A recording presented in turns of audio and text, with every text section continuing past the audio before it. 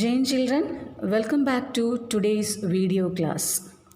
Today we are going to study the agents of pollination. There are two types of agents. They are biotic agents and abiotic agents. The word is indicating biotic agents include the agents which are in living, and abiotic agents are the agents which are non-living. The common abiotic agents are wind and water, and the biotic agent include insects, snail, birds, butterflies, bat, etc. Wind pollination is collectively known as anemophily, and that flowers are said to be anemophilous flowers. Water pollinated flowers are called hydrophilous flowers, and the term is hydrophily. And snail pollination is called malacophily. Insects pollination is called entomophily. Bird pollination is called ornithophily. And bat pollination is called chiroptophily. First, we can study the characteristic features of wind pollinated plants. In wind pollinated plants, the pollen grains are light in weight and non-sticky. Why they are light in weight? Then only the wind can easily carry out these pollen grains. Second feature, the number of pollen grains produced are more, and they possess well exposed stamen. So these are the speciality of pollen grains in wind pollinated plants. They are light in weight and non-sticky. Number of pollen grains produced are more and have a well exposed stamen. These features help the pollen to take easily by the wind.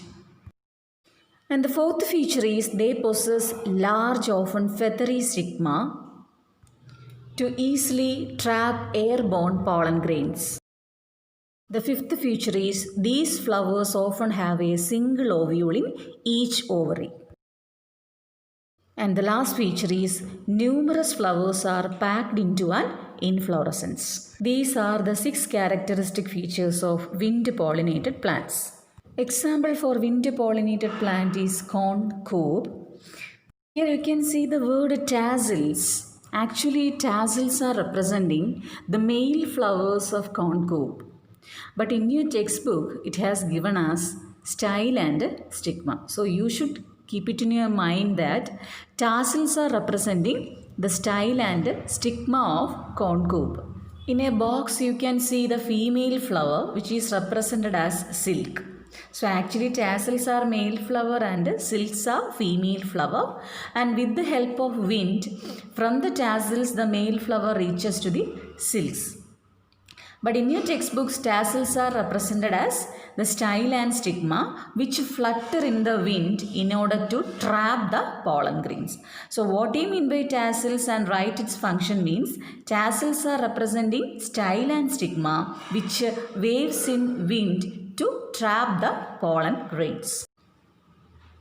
See the question, you can see the corn cob tassels are representing what? So actually corn cob tassels are representing stigma and style.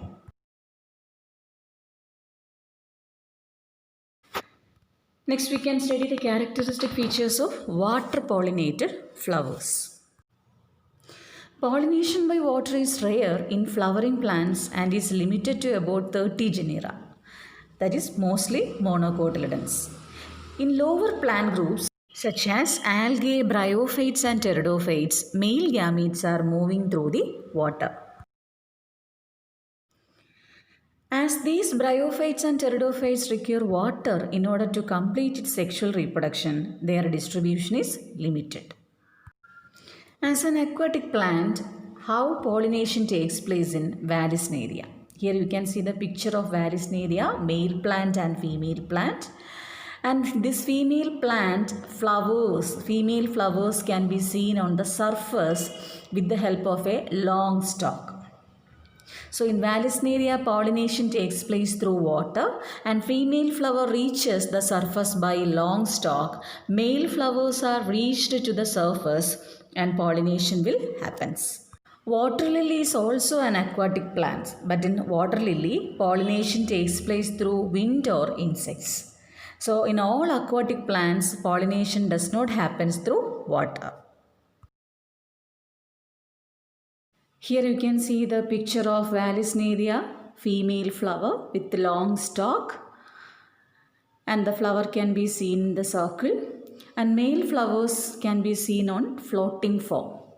Seagrass is also an aquatic plant, but in seagrass, the female flowers remain submerged in water and pollen grains are released inside the water. But in Vallisneria, the female flowers are emerging above the surface level, but here the female flowers are remain submerged in water. So that's a difference. Then comes the specialty of pollen grains in water pollinated flowers. First one, the pollen are long and ribbon-like. Second, they produce in large quantity. Third one, they have a mucilage covering which protect it from wetting. These are the features of pollen grains in water pollinated flowers. And how the pollen grains are protected in water pollinated flowers? Because of they have mucilage covering. Then comes the biotic agents. It include bee, butterfly, beetles, wasp, moths, and in the case of bird, sunbird and hummingbirds.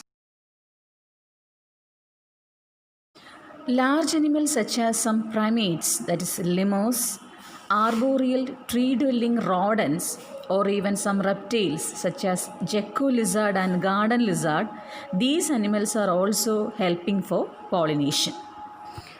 So dear children, watch the video carefully, and if you have any doubts, ask the doubt through the Zoom meeting at 6:30 p.m. Thank you.